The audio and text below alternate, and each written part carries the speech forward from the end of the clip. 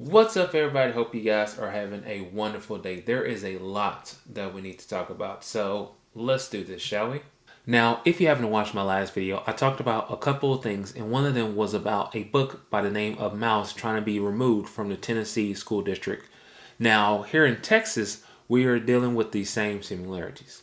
In Kathy, Texas, a parent called for a child's biography about former First Lady Michelle Obama to be removed from its school libraries because they viewed it as unfair to former President Donald Trump.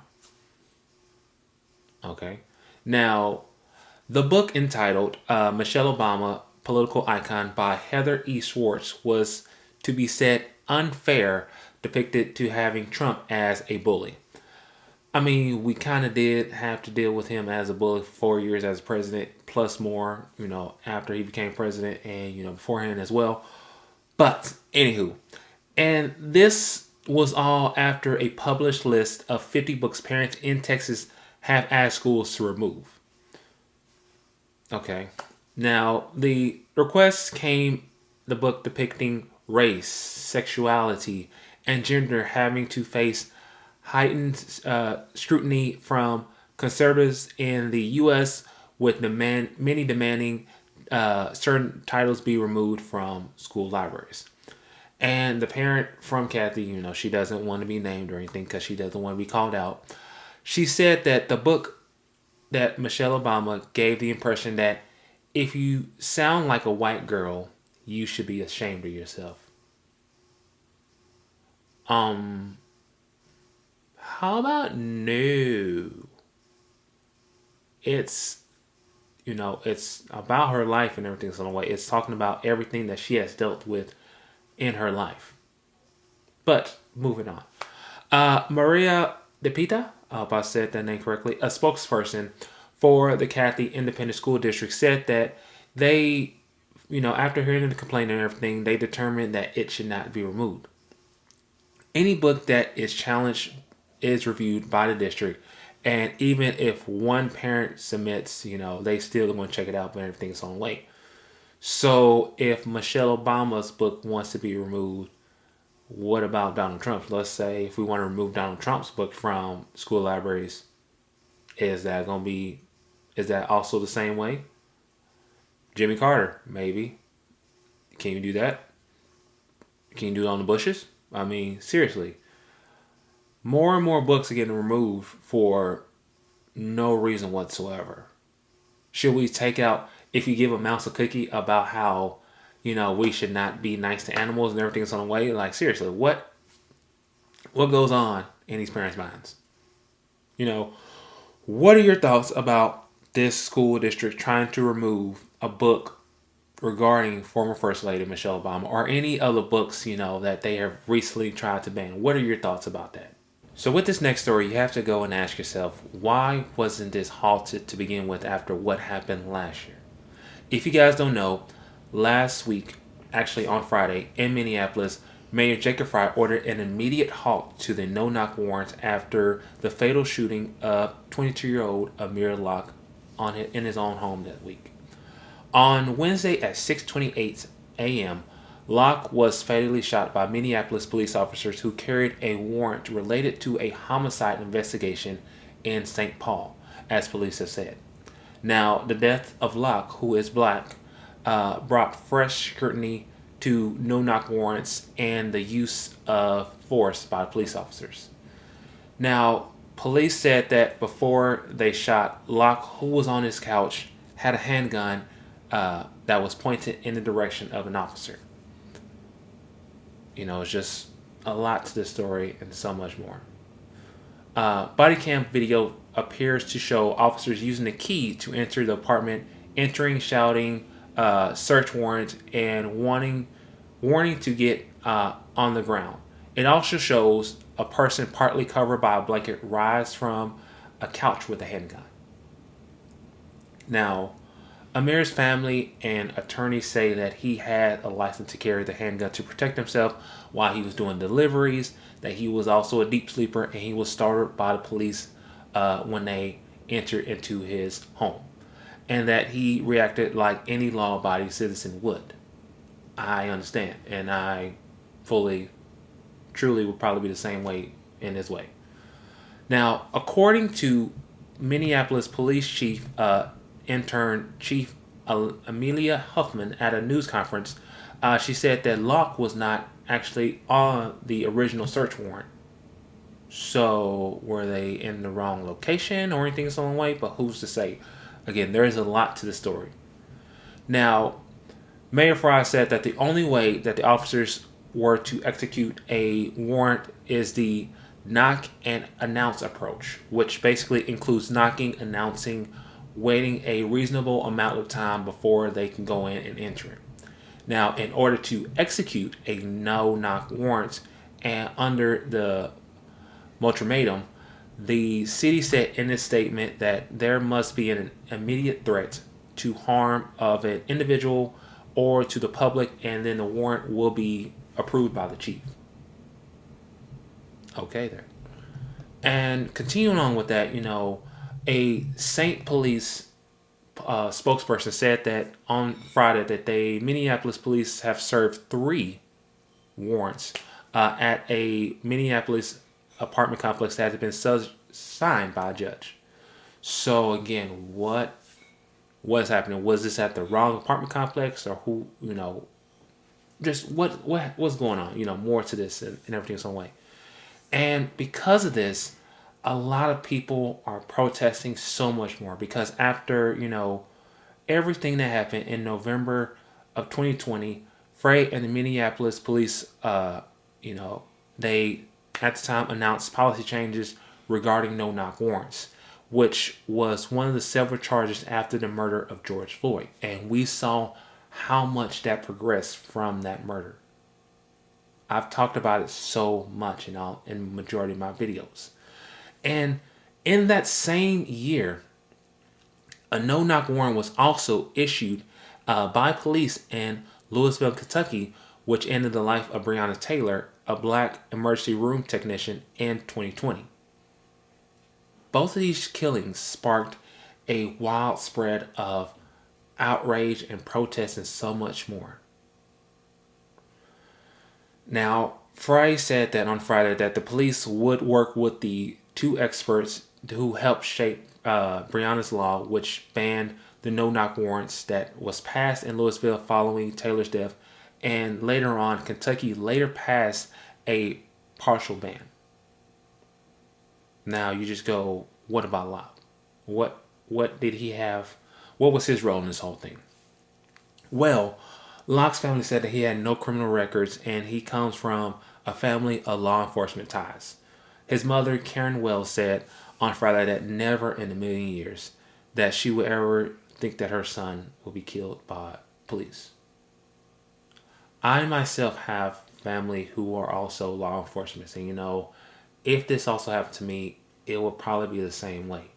But all of this just, it's just so much going on. Again, why was this not banned in the first, why was this not halted in the first place? My apologies. If the person was in the location, I get it and everything's on the way, but still, what is going on with this story? And there's more to develop with this going on. But what are your guys' thoughts about this? Who was in right, who was in wrong? I want to know in the comment section below. Another thing I talked about in the last video is about how musician Joni Mitchell joined Neil Young and other musicians on removing their music from Spotify because of Joe Rogan having a certain guest on his podcast, and they were spreading misinformation about COVID-19 and the vaccines. Well, on Friday, we happened to find a video that was going around social media on YouTube, Instagram, Twitter, that kind of thing, of Joe Rogan saying the N-word in his podcast. And folks, I watched it and I just went, wow. Just, wow. Now, because of this, musician India.Arie, she also removed her music from Spotify, I believe, and she shared the video on social media, about Joe Rogan saying it about 20 times in an old podcast of his and other episodes as well. And when this went out, Joe Rogan, he went on to social media and he apologized for the racist remarks that he said. He said pretty lengthy video on Instagram, and I'll show you guys a little bit of it. Hello, friends. Um, I'm making this video to talk about the most regretful and shameful thing that I've ever had to talk about publicly. There's a video that's out that's a compilation of me saying the N word. It's a video that's made of clips taken out of context of me of 12 years of conversations on my podcast, and it's all smushed together, and it looks fucking horrible, even to me. Now, I know that to most people, there's no context where a white person is ever allowed to say that word, never mind publicly on a podcast. And I agree with that now.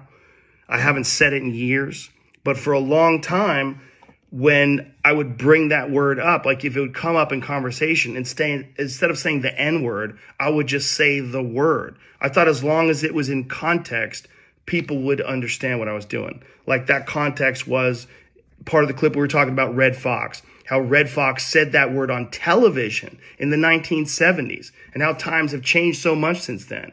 Or about how Richard Pryor used it as one of the titles of one of his albums.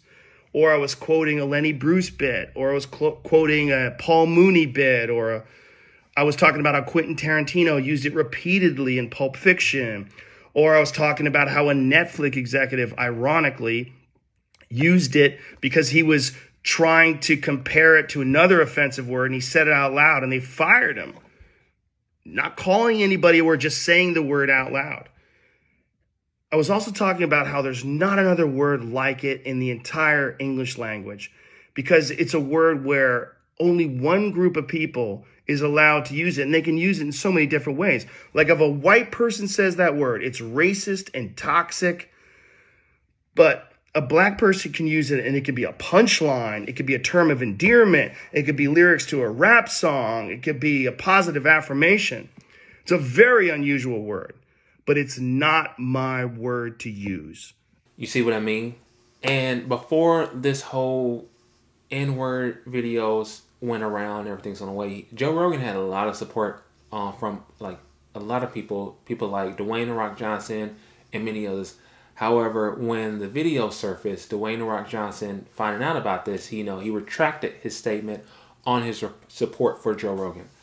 And, Spotify CEO Daniel Ek, I believe his last name, addressed his staff in a late night memo addressing how after, I guess, the video or before the video he posted on, Instagram and everything along the way, Joe Rogan removed 70 podcast episodes earlier, earlier that week or probably afterwards after making that video and everything along the way.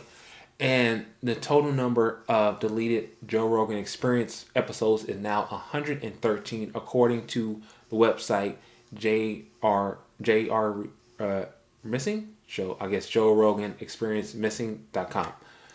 And you go, yeah, this is the kind of thing that's going to happen no matter what. But what is Spotify doing? Are they actually making sure they know and listening to all these podcasts that each of these people putting out? More likely yes, some no, but who's to say? And then you got other people like social media platform Rumble. I don't know what the hell that is. Has offered Joe Rogan $100 million to bring his popular podcast to their video platform amid the whole thing with Spotify and so much more. And Rumble CEO Chris Pavlovsky, I think I said his name correctly, said in an open letter that he stands with Joe Rogan, who was, again, facing backlash for misinformation on COVID-19 and also saying the N-word and so much more. And he said in this letter, I kid you not, he said, "We stand with you, your guests, and your legion of fans and desire for real conversation. We would like to offer you $100 million to make the world a better place. How about you bring your show over to Rumble, both old and new, with no censorship, for $100 million for over 4 years." And it goes and continue on saying, this is our chance to save the world. And yes, this is totally legit. Okay. Again, what the hell is Rumble? I don't know what that is. But anywho, now, if you guys don't know, Joe Rogan signed a exclusive deal with Spotify in 2020 that he was reportedly worth more than $100 million, and it includes the show's library dating back to 11 years. But again, what are you guys thoughts about? Did you actually watch the video, the compilation video of him saying the N word and everything's on the way? What are your thoughts about it? Let me know in the comment section below. Also let me know about everything that I've talked about in this video. About the whole no knock warrants, or about the banned books and everything's on the way. What are your thoughts about this? What is going on in your mind, and what should I know that I should talk about? Like, comment, subscribe, share. Let people know I'm out there doing the videos. Let them know I'm getting this information, so that way you guys know about this. For instance, did you guys happen to know there is now COVID in white-tailed deers? Yeah, I just found out about that, and I'm just going, really? Okay. And what about, besides that, what are you guys thinking about Kim and Kanye's situation? What do you guys think, what's going on with that? But congratulations to Kylie and Travis Scott on having their newborn baby. Also, if you're watching the Olympics, what is going on? What is going on? Because I'm seeing a lot of craziness. I'm watching the Olympics myself, and I'm just going, really? Y'all having this location showing for the Olympics? But again, what are you guys' thoughts? Okay, you guys be safe out there. Make sure you are taking care of yourself and so much more. But again, I love all you guys. Thank you so much for watching my videos. And with that being said, I hope you guys have a wonderful day. Peace out.